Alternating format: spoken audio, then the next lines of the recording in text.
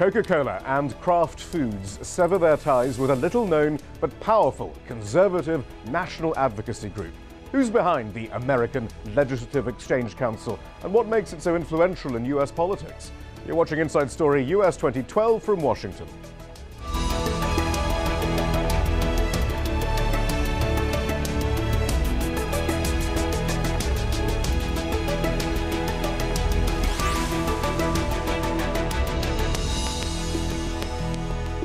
Hello, I'm Shihab Rutansi. It's a low-profile organization with connections to high-profile corporations. Among its funders and board members, ExxonMobil, Walmart and Pfizer.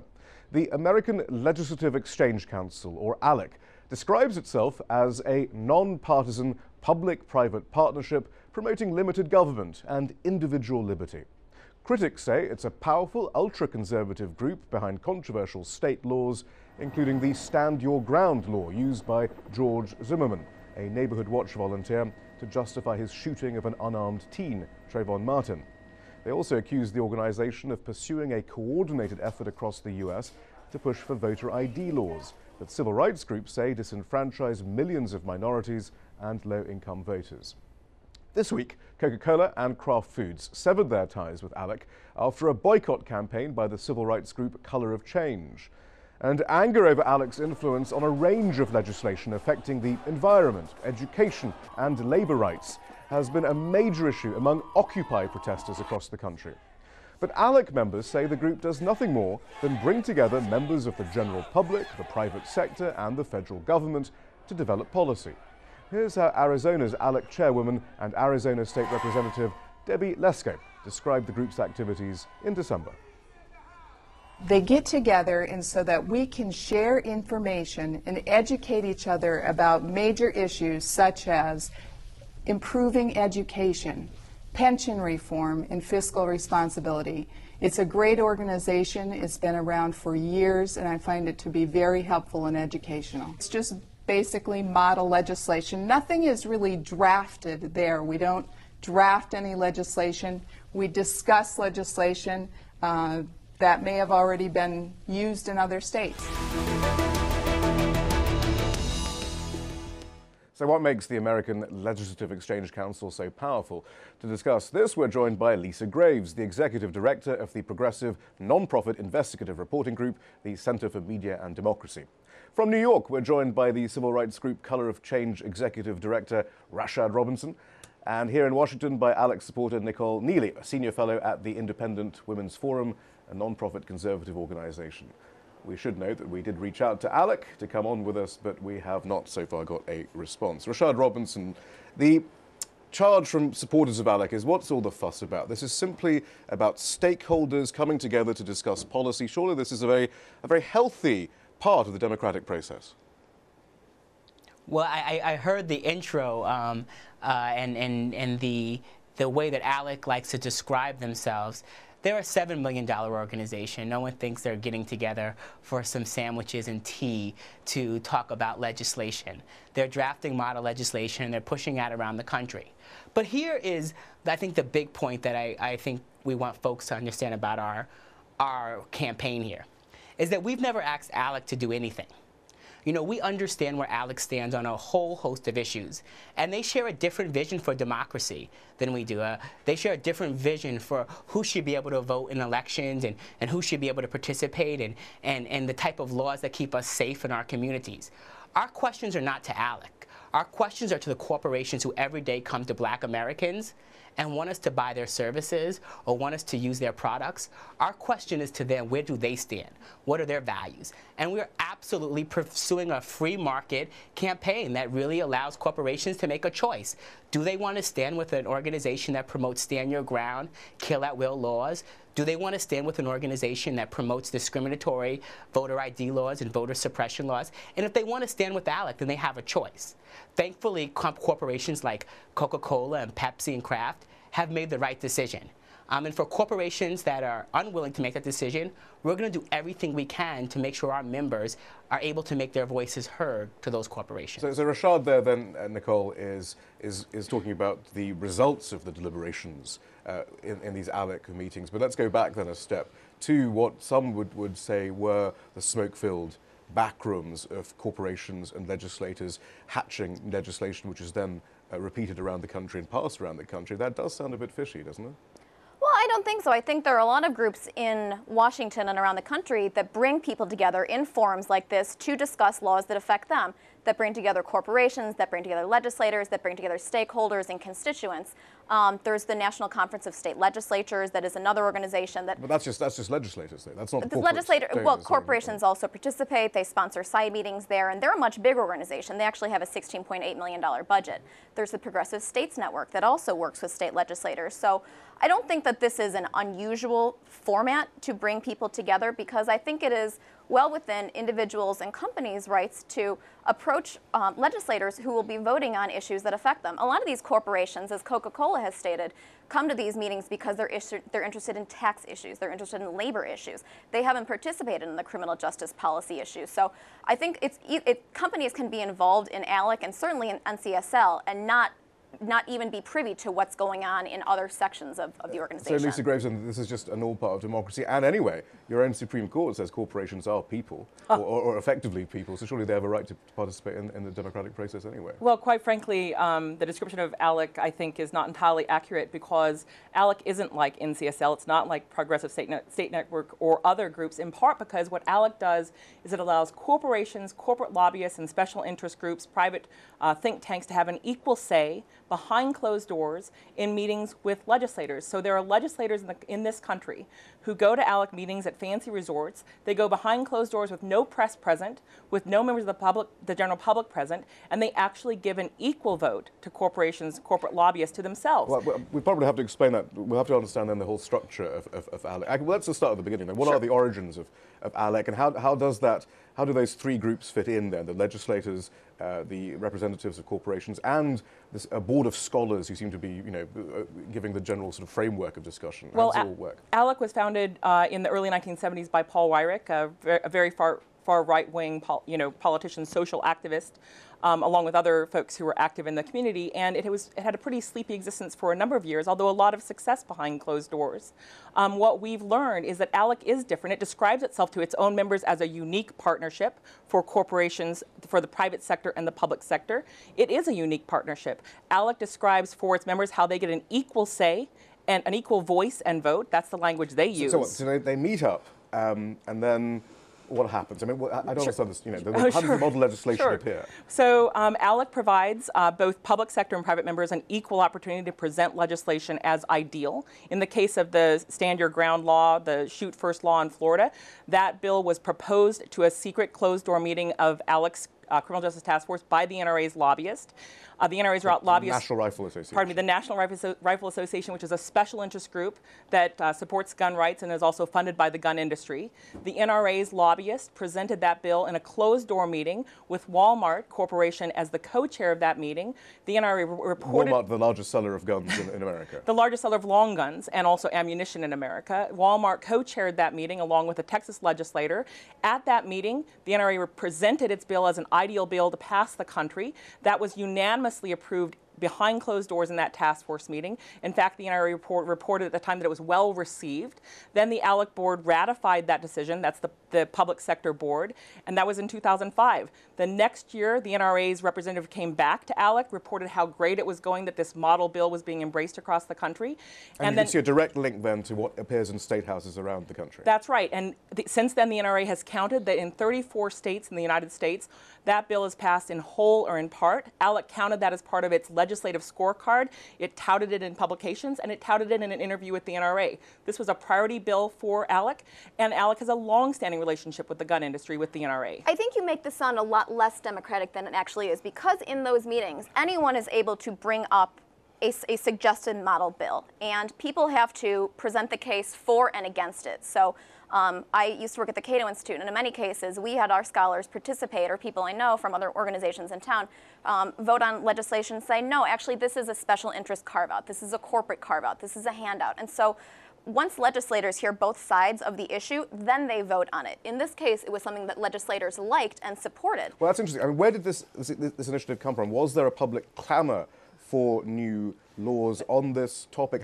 Were existing protections not working? Was this something that the politicians campaigned on to get into office? There certainly wasn't a public clamor. This wasn't a bill that people were clamoring for. This is a bill that the NRA wanted to push and did push and was embraced. And it's not just the politicians who vote in that task force. It's the politicians and the corporations and the think tanks, and they vote as equals. No, that's actually not true. That's not true. I have the bylaws. The bylaws are absolutely crystal clear on this, and we have records that demonstrate votes by the public sector and the private sector. It's absolutely true. And beyond that, what happens is that those legislators walk back out into their state houses, people like Debbie Lesko, and they introduce those bills in the State House, cleansed of any reference to the fact that they were pre-voted on by corporations and by politicians like themselves, and they push them forward sometimes as if it's their own idea.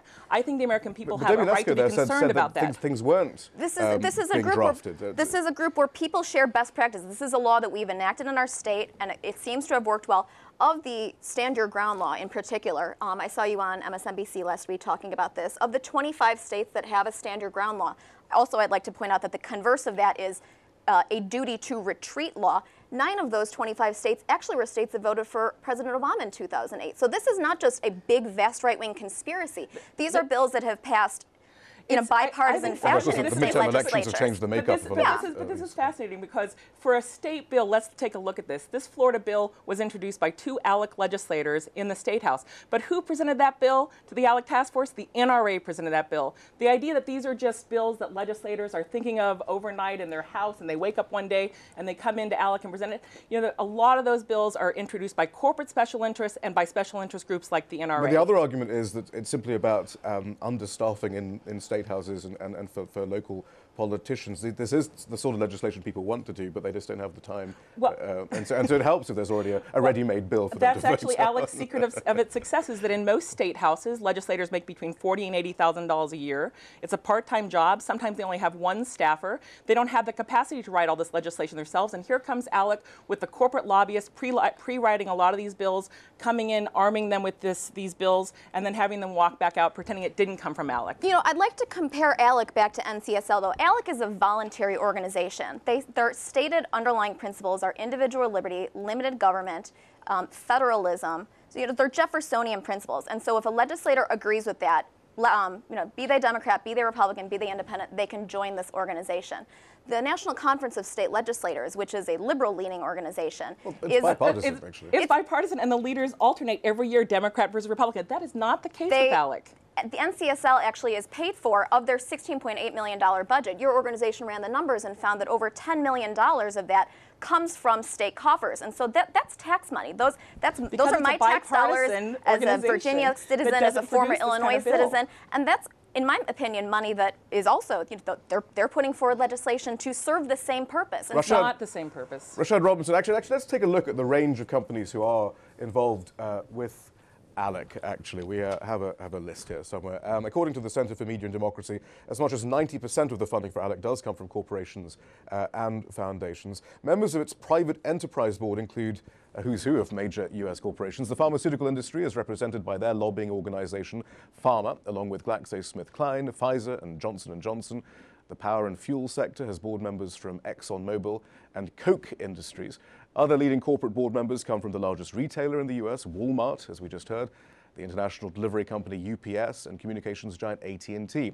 The board also includes organizations with a keen interest in questions of law and order, such as the American Bail Coalition. Rashad Robinson, then, why do you think these companies decide to pay to be a part of ALEC? I mean, I think one of the benefits of ALEC is that it does its work behind the scenes. It doesn't leave a whole lot of fingerprints. So up until these last couple of weeks, most Americans probably never heard of ALEC, and they don't have a name that you remember. As you probably tried to do and get someone to come on the show from ALEC to discuss this, you probably couldn't. Most news networks are not going to be able to get someone from ALEC to come on and talk because their goal is to be behind the scenes. And corporations can invest their money to put resources behind laws that Americans don't want, and they don't actually have to answer for it. State legislators can go back to their state houses with ALEC legislation and tout them as if they're their own, accept the praise for having thought leadership and passing bills and writing bills when in fact they didn't. And ALEC can sort of do this behind the scenes. I think the power and the importance of the campaign that we're running is that we're shining a light. We're shining an important and critical light on what happens behind closed doors in Washington, so that Americans of all races, of all classes, of all political affiliations can make a choice about sort of, do they want to support corporations that invest in this type of backroom deals in Washington? Do they want to invest money in insurance companies or buy products from companies that are supporting an organization that works to push shoot first laws around the country or discriminatory voter IDs? And it's not enough for these corporations to simply say, well, we only cared about what ALEC was doing on the beverage tax. The idea that these corporations are putting money into an organization that has such toxic policies and can sort of turn their eye to the rest of what ALEC is doing doesn't make sense at all. As someone who runs an organization, a nonprofit, I would never ask donors to come on board and support work that we were doing if they weren't willing to accept the full body of our work. And donors who do come and invest in our organization have to understand that we're going to do a variety of different work, and they have to be comfortable with that. So for corporations who are leaving ALEC, I think it sends a clear message that they wanted to have their cake and eat it too. They wanted to get these bills passed behind the scenes without any fingerprints. But once the public knew about it, once a light was shined on it, once Americans understood what was happening behind the scenes, they were no longer willing to have a relationship with ALEC. Actually, we have Coca-Cola's statements about how popular these laws are. We have Coca-Cola's statement about why it cancelled its membership of ALEC. It said the Coca-Cola company has elected to discontinue its membership with the American Legislative Exchange Council. Our involvement with ALEC was focused on efforts to oppose discriminatory food and beverage taxes, not on issues that have no direct bearing on our business.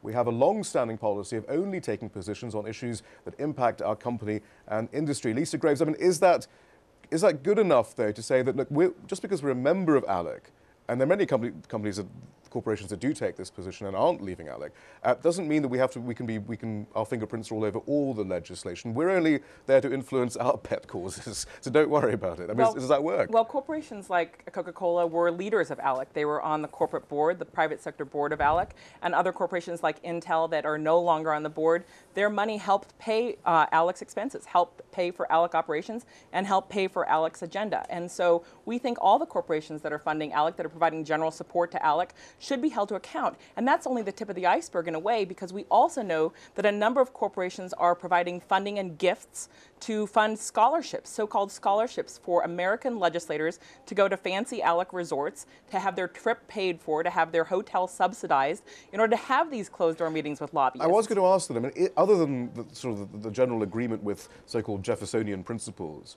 are there any other incentives for legislators to move forward with the sort of model legislation being brought up in ALEC? Well, I think Nicole has pointed out the exchange of ideas, and that's certainly something that happens at those meetings. But part of what happens is that ALEC is one-stop shopping for corporations, for corporate lobbyists to go and see all the legislators, a significant number of legislators, maybe 1,000 or more legislators from all over in the country, and push their ideas and get their model bills, their wish list, into the hands of these politicians. But there's no further, I mean, is there any more campaign contributions? How's all that? Is there anything even more murky about this? The politicians, I think, get a benefit too. They get introduced to corporate lobbyists, to rich and powerful corporations and lobbyists. And there have been at least 2 major studies, including one by Common Cause, that talks about the number of political contributions by ALEC corporations and ALEC corporation employees who may or may not know what ALEC is up to, who are contributing to these candidates. Nicole Neily, Lisa uses the term lobbying there. Of course, the whole point about ALEC is it's not technically a lobby. It actually has charitable status, and therefore that's one of the reasons why there's been so little transparency about what goes on when they meet all these politicians. Why isn't this lobbying? What's the difference between what happens at ALEC and what a lobbyist organization would do? We have such a labyrinth tax code that how we define lobbying is so narrow that there are lots of organizations in town that are advocacy organizations, that are policy advocacy. So it's such a gray area in Washington. Why is ALEC a 501c3s or whatever it is, I think? Why does it have that status and not actually the status of a lobbying company when it clearly has such an influence? I mean, clearly there are interested parties meeting politicians, and it has such an influence on legislation. Not being an ALEC employee, I can't give you the full rundown. I would assume that it's because these are suggested ideas, these are suggested topics. They're not actually pushing They're not actually advocating in favor or against bills in specific state houses. But the bills are being drafted at this meeting, though. They're being suggested and they're being voted on. But I mean, I think it's a weird.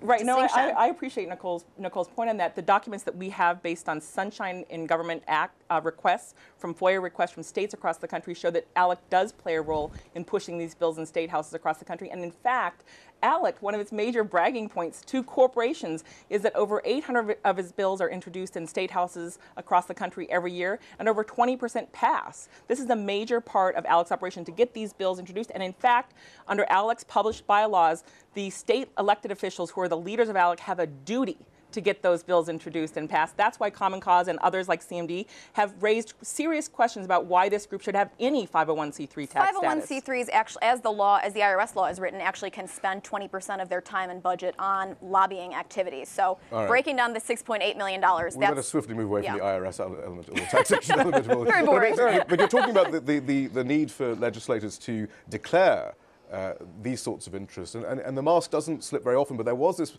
fascinating example in November of 2011, a Florida state representative did introduce a law calling on federal government to reduce corporate taxes, but she forgot to remove ALEC's mission statement from the bill. So actually, it's the mission of the American Legislative Exchange Council to advance Jeffersonian principles of free markets. And then she later reintroduced that without the bit about ALEC in there. But I mean, that really is pretty shocking. I mean, how often are people simply cutting and pasting, and every now and then forgetting to delete the obvious bits? I mean, surely.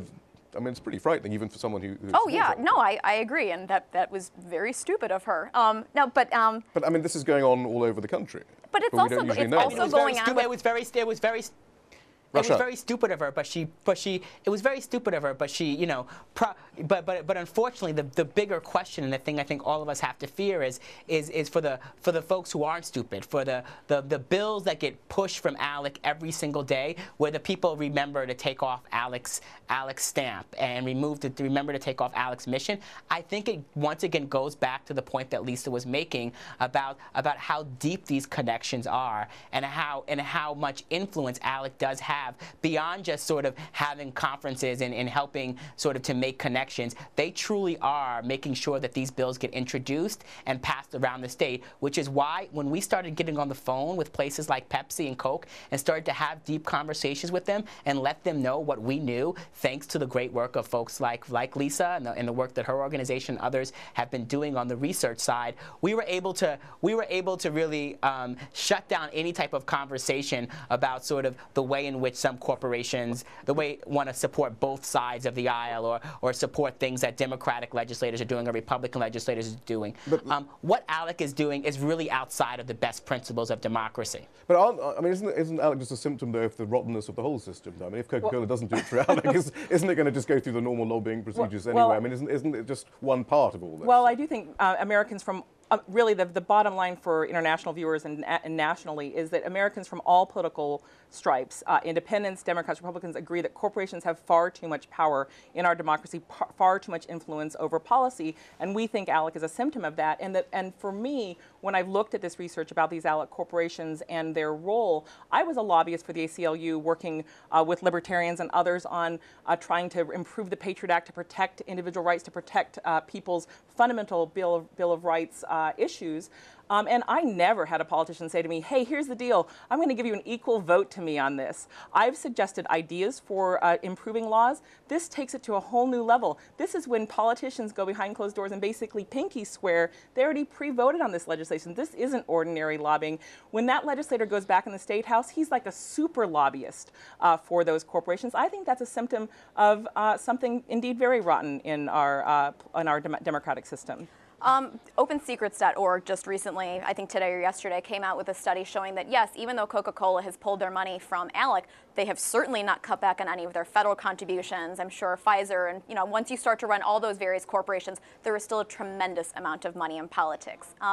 My concern, though, is with Rashad and Lisa's position is that I think you're underestimating the intelligence of our state legislators, because some of these bills are introduced and a lot of them aren't passed in ALEC. A lot of them are brought to state houses and they're voted down because they're bad, they're stupid, they're poorly written. And so That's a Last word, that's Lisa. a fair point. And there are some bills in ALEC that haven't gone anywhere. But we've traced, along with Common Cause, along with People for the American Way, with the Progress Now groups and others across the country, these bills popping up in states across the country, common language, common echoes of bills, changing the worker rights of people in this country, changing voting rights of people in this country, Climate change, of course, challenging climate change and suggesting that states should not be involved in regional agreements on climate change. The ALEC echo, the ALEC DNA is strong, and so they've been very effective, and we think that people have a right to know that. Lisa Graves, thank you very much. Nicole Neily, thank you. Rashad Robinson, thank you very much too. That's all from the team in Washington, D.C. for now. Don't forget to follow us on Twitter and Facebook, where you can find more information about the program. And we want to hear from you. Tell us what stories you think we should be covering. Send your ideas directly to us at insidestory@aljazeera.net.